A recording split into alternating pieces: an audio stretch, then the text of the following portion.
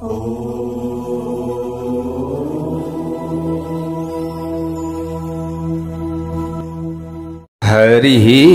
ओम स्वस्ति श्री गणेशाय नमः।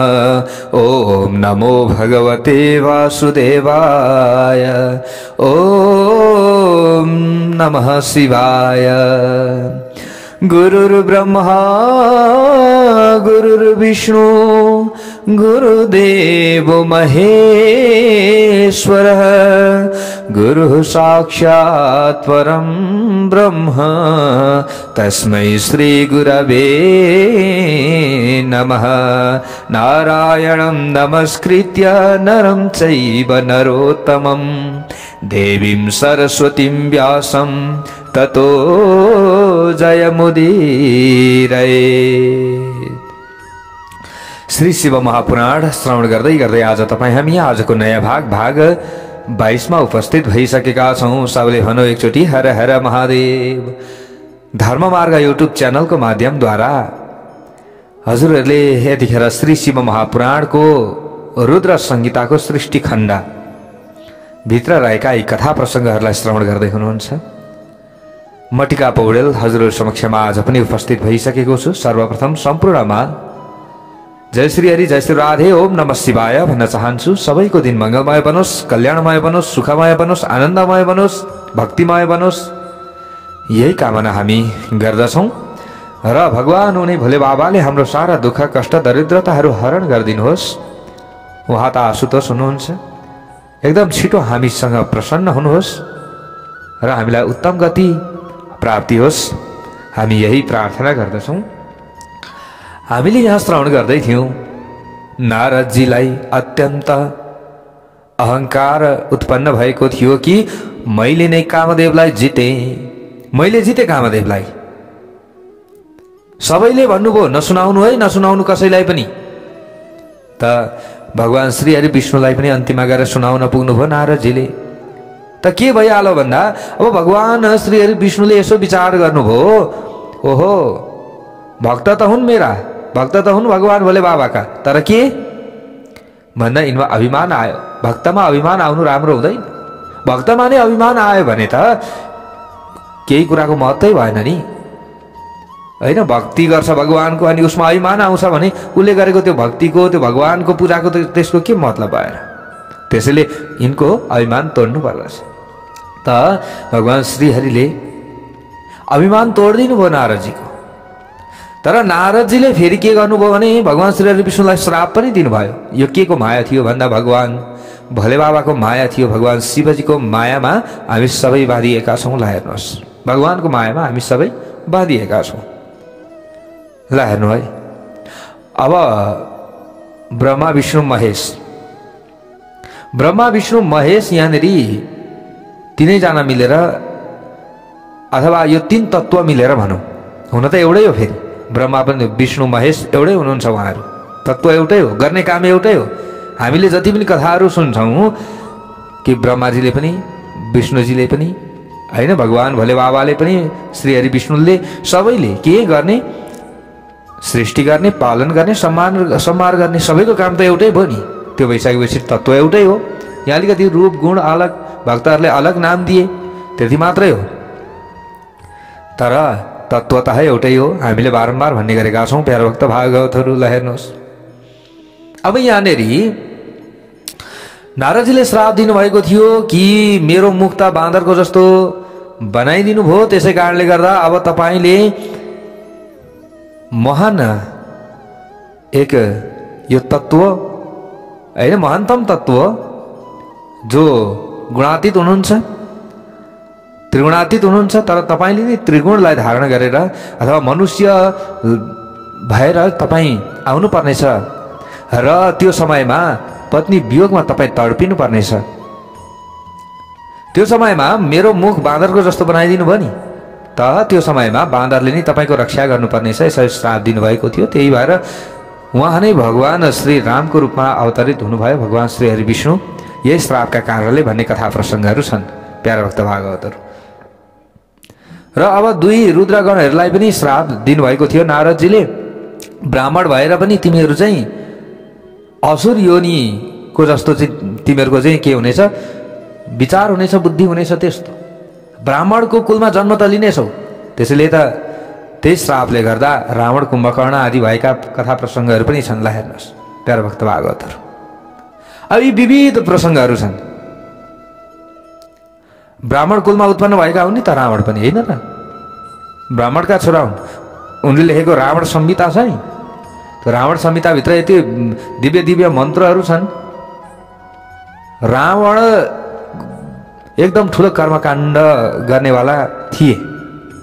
भगवान श्री रामले नै रावणलाई पुरोहित बनाएर चाहिँ कर्मकाण्ड गरेका कथा प्रसङ्गहरू छन् प्यारा भक्त भागवतहरू। तर पछि उनमा दुर्बुद्धि आयो, कसमा? रावणमा। त्यो दुर्बुद्धि आइसकेपछि न उनमा घमण्ड भयो नि त। अब हेर्नुहोस्, विद्वान त्यो समयमा कोही पनि थिएन रावण जतिको विद्वान, त्यो समयमा रावण जतिको शक्तिशाली कोही पनि थिएन। त उसमा जब यो अभिमान आयो नि, के को अभिमान आयो भन्दा धनको पनि अभिमान आयो, बलको पनि अभिमान आयो, विद्या बुद्धि सबैको अभिमान आयो रावणमा। हेर्नुहोस्, घर पनि सुनैका, गल्ली पनि सुनैका, मडी जडित हुनाले कम छैनन् कुनैका। यस्तो थियो लङ्का, होइन? घर मात्रै सुनको होइन, सबै गल्ली गल्ली सुनै सुनको थियो, मडी नै मडी। विभिन्न नवरत्न आदिले सुसज्जित थिए। त्यस्तो विशाल राज्य थियो लङ्का रावणको। हो, यो कारणले गर्दा उनमा अभिमान आयो। ल हेर्नुहोस्, अब त म जतिको मै हुँ देउता, मलाई नै मान्नु पर्दछ सबैले, त अन्तिममा नाश हुनु पर्यो। हेर्नुहोस् प्यारा भक्त भागवतहरू, नत्र त्यसलाई सही संरक्षण गरेका थिए भने भगवान श्री हरि राम, उनी भगवान राम जत्तिकै रावण पनि पूजित हुन्थे आज। हेर्नुहोस्, रावणले चाहिँ रचना गरेका स्तोत्रहरू छन्। जटाटवी गल जल प्रवाह पावित स्थले, होइन? गले वलम्ब्य लम्बिताम भुजङ्ग तुङ्ग मालिका, छन् नि त।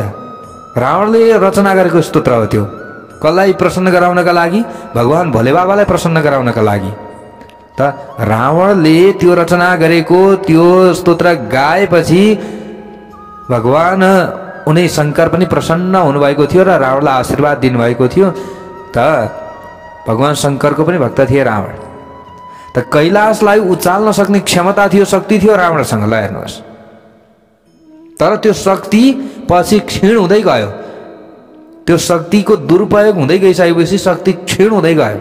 जस्तै अघि यहाँनिर हामीले हिजोउदी कथा श्रवण गरेका थियौँ कि ए नारद, नसुनाउनु है, यो सिद्धि आफूले प्राप्त गरेको सिद्धि अरूलाई सुनाउनु हुँदैन नि। यदि सुनाइयो भने आफू फेरि पतन भइन्छ। हो त, यसरी ज्ञान दिँदाखेरि नारदजीले पनि त सुन्नु भएन नि। तर रावणले पनि त्यो सिद्धि प्राप्त गरेका थिए, तर त्यसको दुरुपयोग गरिसकेपछि पछि फेरि बालीले रावणलाई काखीमा च्यापेका कथा प्रसङ्गहरू पनि छन्। ल हेर्नुहोस् प्यारा भक्त भागवतहरू, त्यति शक्तिशाली थिए फेरि बाली पनि। ल हेर्नुहोस् है, बाली नि भगवान श्री रामले बाण हानेर मार्नुभयो नि, बालीले रावणलाई काखीमा च्यापेको कथा प्रसङ्गहरू पनि छन्। ल हेर्नुहोस् है, त्यति बलशाली। त त्यो बालीलाई पनि भगवानले ठेगाना लाग्नु। त रावण पनि त्यतिकै पूजित हुन्थे, तर उनले मती छोडे, मती नछोड्या भए पूजित हुन्थे। हेर्नुहोस् प्यारा भक्त भागवतहरू, नारदजीले नि त श्राप दिनुभएको थियो नि त। ल अब हामीले यहाँ कथा श्रवण गर्दैछौँ। अब अन्तिममा के गर्नुभयो त भन्दा भगवानले फैलाउनु भएको त्यो मायालाई भगवानले तान्दिनु भयो। तान्ने बित्तिकै नारदजीमा फेरि ज्ञान आयो। भगवान श्रीहरि विष्णुका चरणमा परेर गिडगिडाउन थाल्यो, हो प्रभु, मैले त नजानेर श्राप दिएँ, जानिनँ मैले, मेरो यो बुद्धि कहाँबाट भ्रष्ट भयो, मैले थाहा पाइनँ प्रभु। आज मैले हजुरलाई मैले श्राप दिएँ, अब यो श्राप मैले दिएँ, मलाई क्षमा गर्नुहोस्। त भगवान श्रीहरि विष्णुले भन्नुभयो त्यो समयमा, नारदजी तपाईँले जे गर्नुभएको छ यो सही गर्नुभएको छ, किनभने भोलि मैले लीला गर्नुपर्ने छ। त यो सबै के छ? महेश्वरको माया छ, महादेवको माया हो यो। उहाँको मायामा हामी बाँधिएका छौँ। त्यसैले तपाईँले कुनै पनि चिन्ता गर्नु पर्दैन। यो अब म जे हुनु छ नि हो त्यसैका लागि तपाईले श्राप दिनुभएको छ। त्यो श्राप म सहर्ष स्वीकार गर्दछु, सहस्र स्वीकार गर्दछु म तपाईको श्रापलाई।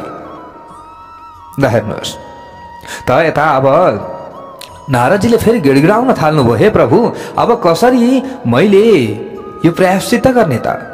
मैले त श्राप दिइसकेँ, मैले त यो ठुलो भुल गरेँ, तपाईका लागि मैले क्रोध गरेँ, अब मैले कसरी क्षमा प्राप्त गर्न सक्दछु? मेरो कसरी कल्याण हुन्छ त? त्यो विधि बताइदिनुहोस् भनिसकेपछि अब भगवान श्री हरि विष्णुले नारदजीलाई त्यो विधि बताइदिनु भएको छ। यहाँ श्रीणु त्वं नारद मुने सदुपायं सुखप्रदं सर्व पापा पहरतारं भुक्ति मुक्ति प्रदं सदा। हे नारद, म तपाईलाई कल्याण हुने एउटा उपाय बताउँदैछु। जो व्यक्ति सुखी हुन चाहन्छ, जो व्यक्तिले सम्पूर्ण पापहरूलाई नाश गर्न चाहन्छ, सदा उसले भोग भोग्न चाहन्छ, मोक्ष उसले चाहन्छ भने अब सबै दुई विधाहरूलाई त्यागेर शिवको कीर्तन गर्नुपर्दछ। तपाईले शिवको कीर्तन गर्नुपर्दछ, एकाग्रता पूर्वक उहाँको शतनाम स्तोत्रको पाठ गर्नुपर्दछ। 100 वटा 108 वटा 1000 वटा जति सकिन्छ उहाँका नामहरू हामीले जप्नु पर्दछ। यदि त्यसरी जप्नु भयो भने हे नारदजी तपाईको कल्याण हुनेछ। मसँग क्रोध गरेको त्यो पाप कुनै पनि लाग्ने छैन। तपाईले निरन्तर उहाँको उपासना गर्नुपर्दछ, भजन गर्नुपर्दछ, उहाँको सेवा गर्नुपर्दछ, उहाँको पूजा गर्नुपर्दछ। यति गर्नुहोस्। जसले शरीर मन र वचनद्वारा शिवको उपासना गर्दछ नि, जसले त्यो ज्ञानी हो, त्यसलाई जीवन मुक्त भनिन्छ। शिव नामरूपी डडेलोले पातकका ठुला ठुला पर्वत अनायासै रूपमा भस्म पारिदिन्छ। यसमा कुनै पनि दुविधा छैन। जसले शिवको नाम रूपी ढुङ्गाको आश्रय लिन्छ त्यो संसार रूपी सागरबाट सहज रूपमा पार हुन्छ। सबले भनौँ हर हर महादेव। यसमा कुनै पनि संशय छैन, कुनै पनि संशय छैन। त्यसैले शिवजीको आराधना गर्नुपर्दछ, शिवजीको आराधना गर्नुपर्दछ। यहाँनिर यही विधि बताइदिनु भयो भगवान श्री हरि विष्णुले। ल हेर्नुहोस् प्यारो भक्त भागवतहरु। पातकानि विनश्यन्ति यावन्ति शिव पूजया भुवि तावन्ति पापनि न सन्त्येव महामुने। सबै पाप राशिहरू नष्ट भएर जान्छ। शिवजीको पूजा गर्नाले सबै पाप त हरण हुन्छ। यो पृथ्वीमा जबसम्म बाँचिन्छ तबसम्म भगवान हुने साम्बसदा शिवजीको जसले आराधना गर्दछ ती व्यक्तिहरू त सिधै मोक्ष गतिलाई प्राप्त गर्दछन्। यसमा कुनै पनि संशय छैन। जुन मनुष्य पाप रूपी डडेलोले ज्यादै पीडित भएको छ उसले शिव नाम रूपी अमृत पिउनै पर्दछ। किनकि शिव नाम रूपी अमृत पिउनेलाई शान्ति प्राप्त हुन सक्दछ। जसले शिव नाम रूपी अमृत पिउँदैन उसलाई कदापि कहिले पनि शान्ति प्राप्त हुन सक्दैन। वेदका ज्ञाताले बताए अनुसार जन्म र मृत्युको सांसारिक बन्धन नाश गर्ने उत्तम साधन भगवान शिवको पूजा मात्र हो। यसरी बताएका छन् विद्वानहरूले। आजदेखि हे नारद एकाग्रता पूर्वक विधि विधानले उमा सहित शिवको पूजन गर्नुपर्दछ। भगवान शिवजीको कथा सुन्नु पर्दछ। शिवका भक्तहरूको पूजा गर्नुपर्दछ। आफ्नो हृदयमा शिवका चरण स्थापना गरेर उहाँका तीर्थहरूमा घुम्नु पर्दछ। काशी भगवान शिवजीलाई ज्यादै प्यारो स्थान भएको क्षेत्र हो। त्यहाँ गएर श्रद्धा पूर्वक विश्वनाथको दर्शन गर्नुपर्दछ। र यसरी दर्शन गर्नुहोस् हे नारदजी, त्यहाँ गएर पूजा गर्नुहोस्। विशेष रूपमा उहाँको स्तुति र उपासना गर्दा दुविधा रहित तपाईँ हुनुहुनेछ। त्यस पछाडि तपाईले ब्रह्मलोक गएर आफ्ना पिता ब्रह्माजीको स्तुति गर्नुहोस्। ब्रह्मलोकमा गइसकेपछि त्यस पछाडि ब्रह्माजीको स्तुति गरेर शिवको महिमाका विषयमा प्रश्न गर्नुहोस् हे नारदजी। ब्रह्मा शिवका सबैभन्दा प्यारा भक्त हुनुहुन्छ। उहाँले तपाईलाई ज्यादै प्रसन्नतापूर्वक शिवको महात्म्य र शतनाम स्तोत्र अवश्य पनि सुनाउनु हुनेछ। आजदेखि तपाई एकाग्र भएर शिवजीको आराधनामा लागेर मोक्ष प्राप्त गर्ने प्रयासमा लाग्नुहोस् हे नारदजी। शिवले तपाईको कल्याण गर्नुहुनेछ।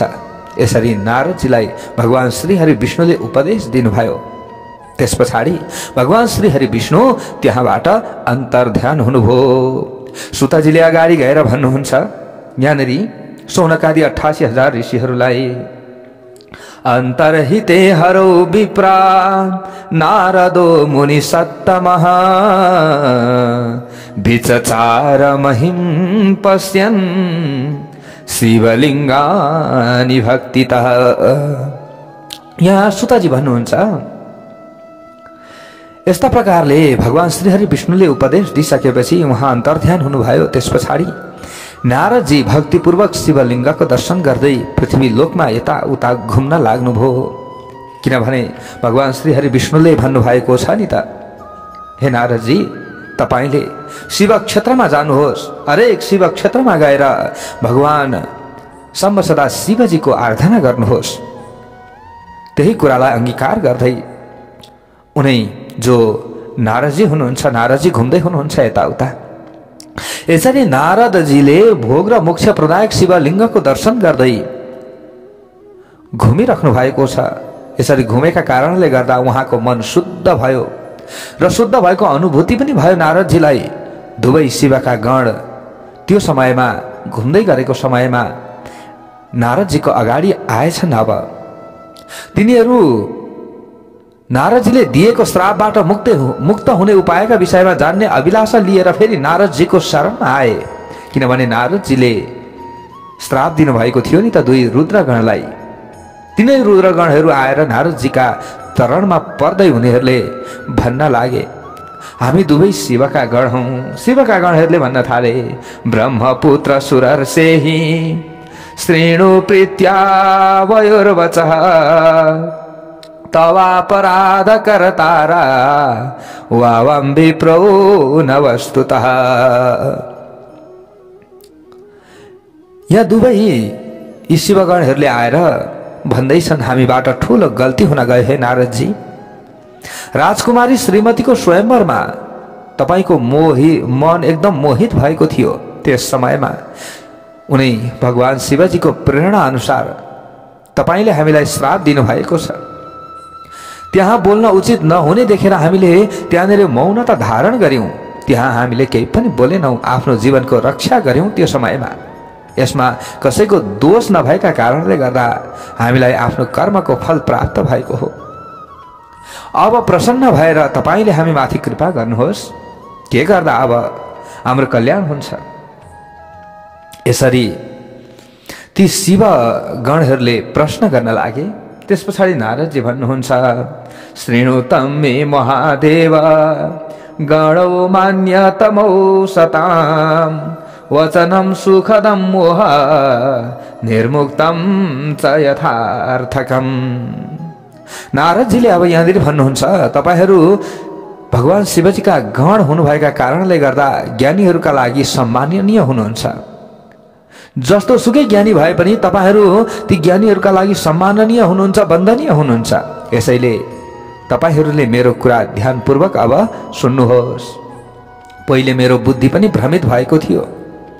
मेरो बुद्धि भ्रमित भएकाले म मोहका वशमा परेको थिएँ। यसमा कुनै पनि दुविधा छैन, म मोहित भएकै हो त्यो समयमा। यसैले मैले तपाईहरूलाई श्राप पनि दिएँ। मैले जे बताएको थिएँ त्यो त्यस्तै अवश्य पनि हुन्छ। अब यो श्राप त मिथ्या हुँदैन, तर पनि तपाईहरू श्रापबाट मुक्त हुने, तपाईहरू चाहिँ श्रापबाट कसरी मुक्त हुनुहुन्छ त्यो उपाय म बताउँदैछु, ध्यानपूर्वक सुन्नुहोस्। तपाईहरूले मलाई पनि क्षमा गरिदिनुहोस्, किनभने त्यो समयमा म अज्ञानी बन्न पुगेछु। मैले अज्ञानी बनेर तपाईहरूलाई श्राप दिन पुगेछु। तपाईहरू अब के गर्नुहोस् भने विश्रवा मुनिको अब तपाईहरू के हुनुहुनेछ अथवा के गर्नुहोस् तपाईहरूले भन्दा विश्रवा मुनिको वीर्यबाट कुम्भकर्ण र रावणका रूपमा उत्पन्न हुनुहोस् अब तपाईहरू, र हुनु पनि हुनेछ। उत्पन्न भएर राक्षसको राजा भनेर बलवान वैभवशाली र ज्यादै प्रतापी तपाईहरू बन्नुहुनेछ। अब ल हेर्नुहोस्, कसले भन्दै हुनुहुन्छ? नारदजीले भन्दै हुनुहुन्छ यसरी। त्यो श्राप अब कसरी, त्यो श्रापबाट कसरी मुक्त हुन सकिन्छ त? त्यो उपाय बताउँदै हुनुहुन्छ नारदजीले। यसरी हेर्नुहोस् प्यारो भक्त भागवतहरू, यहाँ भन्नुभयो वीर्यान् मुनिवरस्याप्त्वा राक्षसे सप्त्वमादिशं स्यातां विभाव संयुक्तौ बलिनौ सुप्रतापिनौ। अत्यन्त प्रतापी पनि बन्नुहुनेछ, त्यो समयमा वैभवशाली पनि बन्नुहुनेछ तपाईहरू। यसरी समग्र ब्रह्माण्डको राजा भएर शिव भक्त र आफ्ना इन्द्रियहरूलाई बसमा राख्ने तपाईहरू बन्नुहुनेछ। शिवकै अर्को स्वरूप विष्णुको हातबाट त्यस पछाडि तपाईहरूको मृत्यु हुनेछ। विष्णुको रूप पनि के हुनेछ? शिवकै स्वरूप हो। शिवकै स्वरूप विष्णुको रूपबाट तपाईहरूको मृत्यु हुनेछ, उहाँको हातबाट मृत्यु हुनेछ। त्यस पछाडि फेरि आफ्नो पदमा स्थापित तपाईहरू भन्नुहुनेछ। कसले भन्नुभयो? नारदजीले भन्नुभयो। सबले भनौँ हर हर महादेव। ल हेर्नुहोस् त यहाँ शिवा परतनयोर मृत्यु प्राप्य स्वं पदमाप्स्यथ। को हुनुहुँदो रहेछ? अब हामीले शिव पुराणबाट पनि थाहा पायौँ नि कि शिवकै अर्को स्वरूप विष्णु भनेर नारदजीले पनि भनिदिनु भयो। किनभने नारदजी पनि ज्ञानी हुनुहुन्थ्यो नि, होइन? नारदजीले पनि ज्ञान प्राप्त गरिसक्नु भएको छ। नारदजी सबै जान्नेवाला हुनुहुन्छ। शिवजीकै अर्को रूप के हुनुहुँदो रहेछ? विष्णु भगवान हुनुहुँदो रहेछ, श्रीहरि विष्णु हुनुहुँदो रहेछ। हामीले यसरी बुझ्नु पर्यो। यी कथाहरूबाट हामीले बुझ्ने हो। हामी त भड्केका छौँ नि, होइन? कसैले के भनिदिया छन्, कसैले के भनिदिया छन्, होइन? कसैले यता कसैले उता भनिदिया छन्। अब हामीले यी सबै 18 पुराण पुरा सुनिसकेपछि सबै हामी बुझ्ने हुनेछौँ, सबै हामीले जान्ने हुनेछौँ। किनभने तिनै ऋषि सन्त महन्त आदि सबैले पनि त यी 18 उपपुराण 18 महापुराणहरू कतिले पुरै हेर्नुभयो र उहाँहरूको संशय दूर भयो, कतिले आदि मात्र हेर्नुभयो र उहाँहरू भ्रमित हुनुभयो र आदि अर्धज्ञान विश्वमान हुन्छ। त्यही विश्वमान ज्ञानलाई लिएर आफ्ना समर्थकहरू बढाएर उहाँहरूले विभिन्न सम्प्रदायहरू फैलाइदिनु भयो। त्यसरी त व्यक्ति व्यक्ति बीचमा विभेद हुन्छ, भक्त भक्त बीचमा विभेद हुन्छ। तत्त्व एउटै हो तर त्यो एउटै तत्त्वलाई मान्ने व्यक्तिहरूका बीचमा विभेद हुन्छ। यहाँ हेर्नुहोस् प्यारो भक्त भागवतहरू, यो के कारणले? यो अज्ञानका कारणले भएको छ। हामीले यी सबै कुराहरू बुझ्दै जान्छौँ, सुन्दै जान्छौँ, अनि हामी आफैले बुझ्नेछौँ। कसैले भड्काउँदा हामी भड्किनेवाला छैनौँ। प्यारो भक्त भागवतहरू, हामीले आफै यहाँ सुन्दै जाउँ। ल हेर्नुहोस्, सुतजीले अगाडि गएर भन्नुहुन्छ सौनकादि 88,000 ऋषिहरूलाई वचः आकर्ण्य गणयो।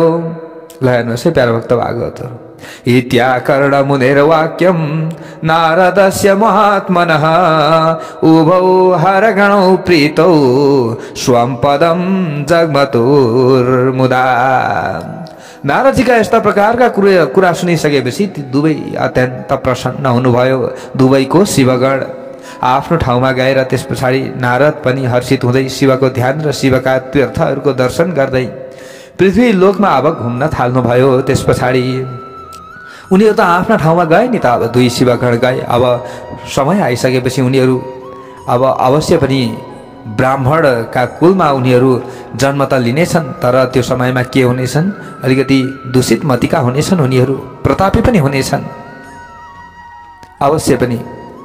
यहाँनिर अब नारदजी पनि फेरि पृथ्वीलोकमा घुम्न लाग्नु भएको छ। जहाँ जहाँ शिवक्षेत्र छन् अथवा जहाँ जहाँ शिवलिङ्गको स्थापना भएको छ, जहाँ जहाँ शिवका स्वरूपहरू राखिएको छ, त्यहाँ त्यहाँ गएर भगवान शिवजीको पूजा गर्दै, भगवान शिवजीको आराधना गर्दै, उहाँका नामहरू जप्दै आफूले चाहिँ कसैलाई श्राप दिँदाखेरि अथवा आफूले चाहिँ कोही महान व्यक्तिहरूसँग क्रोध गर्दाखेरि धेरै ठुलो पाप लाग्छ। त्यो पापलाई काट्नका लागि उहाँ घुमिराख्नु भएको छ। यो उपाय कसले बताउनु भएको थियो? भगवान श्री हरि विष्णुले नै यो उपाय बताउनु भएको थियो। कसलाई? नारदजीलाई। सबले भनौँ हर हर महादेव।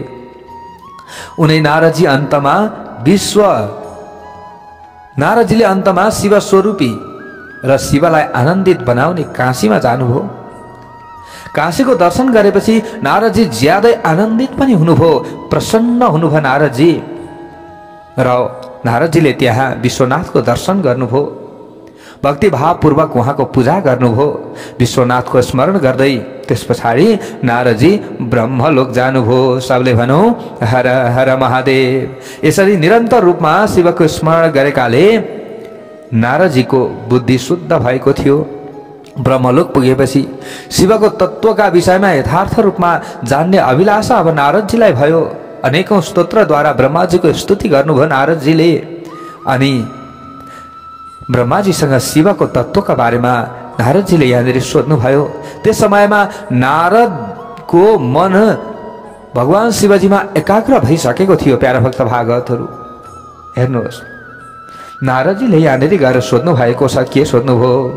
ब्रह्मन् ब्रह्मस्वरूप ज्ञा पितामह जगत प्रभो त्वत्प्रसादान्मया सर्वं विष्णुर्माहात्म्यमुत्तमम्।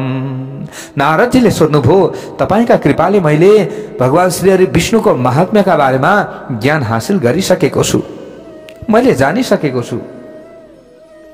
अनि परब्रह्म परमात्माको स्वरूपलाई जान्नेवाला हजुर हुनुहुन्छ। हे पितामह, हे जगत प्रभु, तपाईको कृपा प्रसादले मैले भगवान विष्णुको उत्तम महात्म्य अवश्य पनि जानेकै छु। भक्ति मार्ग ज्ञान मार्ग ज्यादै कठिन जुन अर्को तप मार्ग रहेको छ अनि दान मार्ग तीर्थ मार्गका विषयमा मैले सुनेको छु, तर अहिलेसम्म मैले शिव तत्त्वको ज्ञान प्राप्त गर्न सकेको छैन। हे पितामह, मलाई शिवको पूजा गर्ने विधि पनि थाहा छैन। त्यसैले तपाईले सिलसिलाबद्ध रूपमा यी सबै कुरा र उहाँको चरित्रको विषयमा अनि स्वरूप तत्त्वको विषयमा अनि प्रकट हुने विधिका विषयमा, विवाहको विषयमा, गृहस्थी धर्मका बारेमा विस्तार पूर्वक मलाई बताइदिनुहोस्। म सुन्न चाहन्छु। यसमा पनि मलाई विशेष रूपमा उमा र शिवको उत्पत्ति कसरी भएको थियो, विवाह कसरी भएको थियो, कार्तिकेयको जन्म कसरी भएको थियो, त्यसको बारेमा पनि सुन्ने इच्छा छ प्रभु। यसभन्दा पहिले अरूले बताएको मैले केही कुरा त सुनेको छु, तैपनि म भित्र संशय छ। म त्यसबाट सन्तुष्ट हुन सकेको छैन। मैले सबैले धेरैजनाले भनेका कुराहरू सुने, भगवान शिवजीको महिमाका बारेमा धेरै कुरा सुने, तर तपाईबाट म सुन्न चाहन्छु, किनभने तपाईँ नै सम्पूर्ण ज्ञाता हुनुहुन्छ, ज्ञानका खानी हुनुहुन्छ। तपाईले जे बोल्नुहुन्छ त्यो सही बोल्नुहुन्छ। त्यसैले तपाईका शरणमा म परेको छु। भगवान श्री हरि विष्णुले पनि भन्नुभयो कि अरूले त जे पनि भने होला, तर यथार्थ रूपमा ज्ञान लिन चाहनुहुन्छ भने हे नारदजी, तपाईँ आफ्नै पितामह, आफ्नै पिता ब्रह्माजीको शरणमा गएर उहाँको स्तुति गरेर शिवको तत्त्वका बारेमा बुझ्नुहोस्। उहाँले भन्नुभएको थियो। त्यसैले हे पितामह, म माथि कृपा गर्नुहोस्। सबले भनौँ हर हर महादेव। यहाँ हजुरहरूले पनि भन्नुभएको छ नि, हामीले धेरैजनाले भनेको शिव महापुराण श्रवण गरेका छौँ। 9 वाका रूपमा, 9 दिनका रूपमा, 11 दिनका रूपमा, होइन, कहीँ 9 दिन कहीँ 11 दिनका हिसाबले शिव महापुराण लागेका छन्, तर त्यहाँबाट यथार्थ रूपमा हामीले ज्ञान प्राप्त गर्न सकेका थिएनौँ। यति लामो लामो कथा रहेछ, यस्तो राम्रो कथा रहेछ, यस्ता ज्ञानका कुराहरू रहेछन्, यी हामीले सुन्न पाएका थिएनौँ, तर आज हामीले यी सबै कुरा सुन्ने मौका पाएका छौँ। यस्तो राम्रो ज्ञान रहेछ। हजुरहरूले पनि भन्दै हुनुहुन्छ नि, हो प्यारा भक्त भागवतहरू, धर्म मार्ग युट्युब च्यानलबाट पुरा हजुरहरूले अब 18 उपपुराण, 18 महापुराणका कथाहरू यही गतिले श्रवण गर्न पाउनुहुनेछ कि हामीले यहाँ भएका महत्त्वपूर्ण जुन ज्ञानहरू रहेका छन् ती ज्ञानलाई हामीले पुरा हजुरहरू समक्षमा राख्नेछौँ। ती कथा प्रसङ्गहरू हजुरहरू समक्षमा हामीले राख्नेछौँ, अवश्य पुरा राख्नेछौँ। जस्ताको तस्तै पनि हामीले राख्नेछौँ र केही हजुरहरूलाई बुझाउने तरिकाले अलिकति केही सुधार गर्नुपर्ने छ भने सुधार गरेर, केही बुझाउन पर्ने छ भने बुझाउने तरिकाले हजुरहरू समक्षमा राखिराखेका छौँ र यही गतिले हामी अगाडि बढ्नेछौँ। सबले भनौँ हर हर महादेव। ल हेर्नुहोस्, नारदजीले पनि भन्नुभयो नि, धेरैका मुखबाट शिव महिमाको बारेमा सुनियो तर चित्त बुझेको छैन, त्यसैले तपाईँले श्रवण गराउनु पर्यो। यसरी नारदजीले पनि भन्नुभएको छ। तर त्यस पछाडि अब नारदजीले यति भनिसकेपछि ब्रह्माजी अगाडि भन्न लाग्नुहुन्छ। के भन्नुहुन्छ ब्रह्माजीले? हेर्नुहोस् प्यारा भक्त भागवतहरू, नारदजी त सधैँभरि सबैको कल्याणमा लागिराख्ने हुनुहुन्छ नि। ब्रह्माजीले पनि त्यही भन्नुभयो। भो ब्रह्मन् साधु पृष्ठोऽहं त्वया विभुद सत्तमा लोकोपकारिणा नित्यं लोकानां हितकाम्यया। हे ब्रह्मन्, हे देव शिरोमणे भनेर सम्बोधन गर्नुभएछ। कसले? ब्रह्माजीले।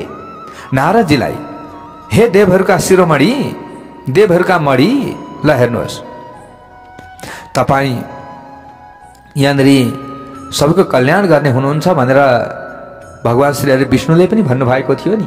ब्रह्माजीले पनि आफ्ना छोरा नारदजीलाई त्यही भन्दै हुनुहुन्छ, हे नारद, तिमी सधैँ जगतको कल्याण हुने कार्यमा लागिरहने गर्दछौ। तिमीले मनुष्यको कल्याण गर्ने अभिलाषाले धेरै राम्रो प्रसङ्ग उठाएका छौ। जुन कुराको ज्ञान हासिल गरेपछि सबै पापहरू नष्ट हुन्छ। कुनै पनि पापले व्यक्तिलाई छुँदैन, तर सबै कुराको ज्ञान चाहिँ हासिल गर्नुपर्दछ।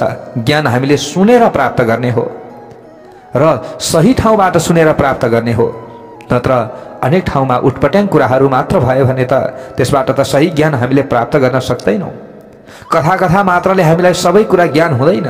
कथाभित्रको रहस्यात्मक कुराहरूलाई हामीले बुझ्न सक्यो, त्यसभित्र कस्तो रहस्य लुकेको छ त्यसलाई हामीले जान्न सकियो भने मात्र हाम्रो कल्याण हुन्छ, हामीले प्राप्त गरेको ज्ञान सार्थक रहन्छ। नत्र त हामीले शून्य सक्यो, त्यसले केही पनि हामीलाई काम गर्दैन। प्यारो भक्त भागवतहरू, ल हेर्नुहोस्, यहाँनिर ब्रह्माजीले भन्नुभयो, नारदजी, हे नारद, तिमीले ज्ञान हासिल गर्यौ भने सारा पापहरू नष्ट हुन्छ र फेरि पापले छुन सक्दैन। त्यो आनन्ददायक शिव तत्त्वको विषयमा म तिमीलाई बताउँदैछु।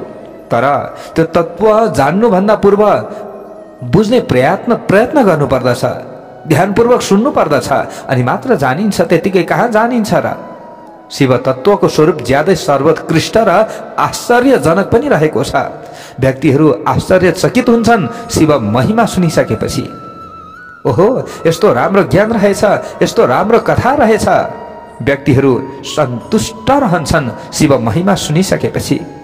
जुन समयमा यो चराचर जगत नष्ट भएको थियो हे नारद, त्यस समयमा सबैतिर अन्धकार फैलिएको थियो। ल हेर्नुहोस्, सबैतिर के थियो? अन्धकार फैलिएको थियो। यो सारा चराचर जगत त नष्ट भएको थियो।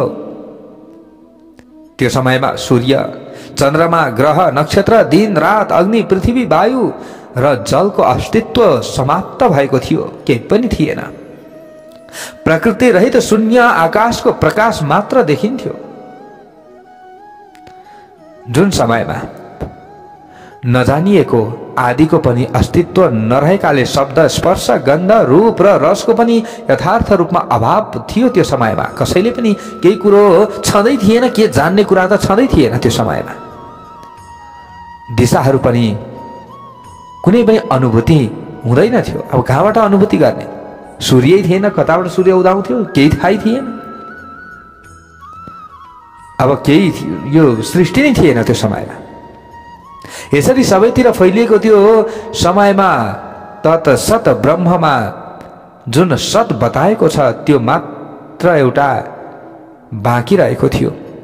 जुन समयमा यो त्यो यस्तो जुन लगायतका रूपमा वर्णन गरिएको भावात्मक जगत थिएन, त्यस समयमा त्यो सत मात्र रहेको थियो, जसलाई योगीले आफ्नो हृदयमा सधैँ देख्थे। त्यो सतत्व मनको विषय नभएकाले त्यहाँसम्म वचन कहिले पुग्न सक्दैन। त्यो नाम रूप रंग विहीन, न ठुलो न सानो, न होचो न अल्गो, न पातलो न लामो, न दुब्लो न बढ्ने न घट्ने भएकाले श्रुतिले पनि त्यसलाई आश्चर्यजनक भाव मात्र भनेको छ। अर्थात् त्यसका विषयमा कसैले यथार्थ रूपमा बताउन सक्दैन। उहाँ सत्य ज्ञान स्वरूप, अनन्त आनन्दमय परम ज्योति स्वरूप यथार्थमा जान्न नसकिने, आधार रहित, निर्विकार, निर्गुण योगद्वारा मात्र जान्न सकिने, सबैतिर फैलिएको, सबैको एकमात्र कारण, विकल्प रहित, अद्वितीय, अनादि र ज्ञानमय हुनुहुन्छ को शिव। शिव तत्त्व हामीले यसरी बुझ्नु पर्दछ। जुन परब्रह्मका विषयमा ज्ञान र अज्ञानका माध्यमद्वारा यसभन्दा पहिले बताइए अनुसार कल्पना गरिन्छ। सृष्टिको समय आएपछि उहाँभित्र एकबाट अनेक हुने संकल्प उत्पन्न हुन्छ। उनी प्रभु परमात्मा हुनुहुन्छ। जुन तत्त्व छ त्यो तत्त्वले एकबाट अनेक हुने इच्छा गर्दछ। अब यस्तो सङ्कल्प भइसकेपछि उहाँ निराकार परमात्माले आफ्नो लीलाका आधारमा आफ्नो मूर्ति वा आकारको कल्पना गर्नुहुन्छ। सबले भनौँ हर हर महादेव। त्यो मूर्ति सबै ऐश्वर्य सम्पन्न, ज्ञान सम्पन्न, कल्याणदायक, सबैतिर व्याप्त, सबैतिर रूप सम्पन्न, सबैलाई देख्ने, सबैको कारण अनि सबैले वन्दना गर्ने, सबै वस्तु दिने र सबै संस्कृतिहरूको केन्द्र बिन्दु थियो। त्यो मूर्तिको कल्पना गरेर उहाँ अनादि र अनन्त परब्रह्म सत्यसभित्र पस्नुभयो। ल हेर्नुहोस्, त्यो तत्त्वको वर्णन हुँदैछ यहाँ। त्यो मूर्तिको कल्पना गरेर उहाँ त्यसभित्र पस्नु भएको छ। अनादि अनन्त परब्रह्म, जुन मूर्ति रहित परब्रह्म हुनुहुन्छ उहाँ आनन्दमय आकार शिव हुनुहुन्छ। हामीले यसरी बुझ्नु पर्दछ। जुन मूर्ति रहित परब्रह्म हुनुहुन्छ उहाँ के हुनुहुन्छ? आनन्दमय हुनुहुन्छ। हामीले यसरी यहाँ सुन्दैछौँ ज्ञानमय शिवको तत्त्व चर्चा हामीले सुन्दैछौँ। अब अन्य प्रसङ्ग भोलि श्रवण गर्नेछौँ। सबले भनौँ हर हर महादेव।